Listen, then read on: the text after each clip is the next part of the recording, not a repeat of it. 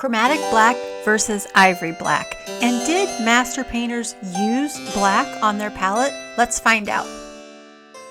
I divided my canvas so that chromatic black is on the top row and ivory black is on the bottom row, and I'm going to mix it with a little titanium white to really see exactly what these colors are going to look like. So what exactly is chromatic black oil paint? Well, it's a two-color pigment oil paint.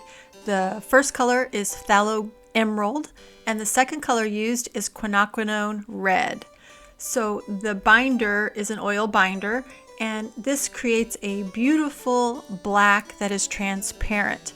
It's great for mixing to tint other colors on your palette. It also works great to help deepen colors. The great Monet was known to have said, "Black is the death of shadows." He used black, but never in shadows. Well, he may have changed his mind if he had the access that we have today to the chromatic black oil paint. I've dipped my brush into a little bit of walnut oil, and I'm seeing what the chromatic black looks like in a transparent situation, like if you were using it as a glaze. And also, it didn't require a lot of white in order to mix it down and create the gray value structure that you see here. The great artist Pierre Soulages, he only used black paint for the majority of his artworks. He let the light hit the black paint to create the work of art. He used light and texture instead of mixing colors. Ivory black is made from burnt bone, sometimes known as bone black. It is semi-transparent and moderate in strength as compared to the chromatic black. If you need a black that's going to really cover something, then I would go with the ivory black. Plus, you can see here, it's a little bit more on the neutral side as far as gray goes. If we compare it to the chromatic black, I think the chromatic black has a little bit more blue in it. And then here, when you use the transparent walnut oil, you can see there's a little bit of red. You can see that quinacridone red coming through. But it doesn't read as green. I feel like the ivory black reads as more green than the chromatic black. But I gotta say, as far as using black straight out of the tube, you can't go wrong with chromatic black. You've always heard, if you've been learning to paint, not to use black out of the tube. You've always heard people say, mix your own black, and that will give you a more richer, deeper colored painting. It won't look as, I think, flat. People felt like black out of the tube wasn't going to give you a great result. Well, chromatic black is here to help give you that shortcut and allow you to use black oil paint straight out of the tube.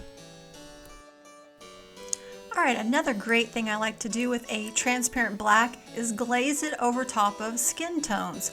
So I'm going to take this solvent-free gel by Gamblin, and I'm going to mix a little tiny bit of the chromatic black with the it's the gel substance. It's going to give it a really loose, transparent, even more transparent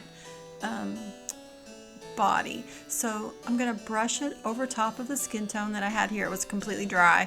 You only glaze on top of fully dry oil paint, and it's just going to give it a little bit more of a grayed down look. So if you end up with a portrait, let's say, and the skin tones are just too saturated and you want to gray them down or dull it down a little bit, glaze over top of it with some of this chromatic black and this solvent-free gel from Gamblin, and you'll have great results. The beauty of this is it's without fear, because once you put it on, if you don't like it, while it's still wet, you just grab a cloth or a paper towel and wipe it away. It'll come right off pretty easily, especially, you're putting it over top of oil paint. It just really wipes away, and you can go straight back to where you started. And I think the results are pretty good. Glazing portraits with black also helps give you sort of an antique, aged kind of look. So, did the great masters use black oil paint on their palettes?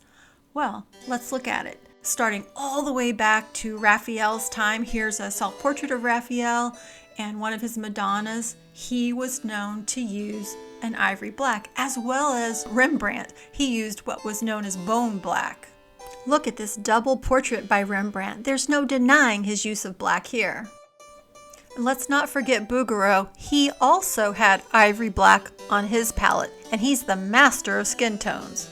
And then there was the oh-so-famous Anders Zorn, who is known for the Zorn palette, which does include ivory black, as we all know. So go ahead, paint like no one's watching. Be the true artist that you know you are. Be that rebel and use black out of the tube. Why not? It's a shortcut. It's gonna work. It's easy. You can use black however you want. The masters did it, so it's good enough for you. I'm going to leave a link in the description that'll take you directly to Amazon where you can buy your tube of Gamblin Chromatic Black. No, I'm not a paid sponsor, but I do just love it that much. So I hope you guys enjoyed this video, and I will see you in the next one. Happy painting!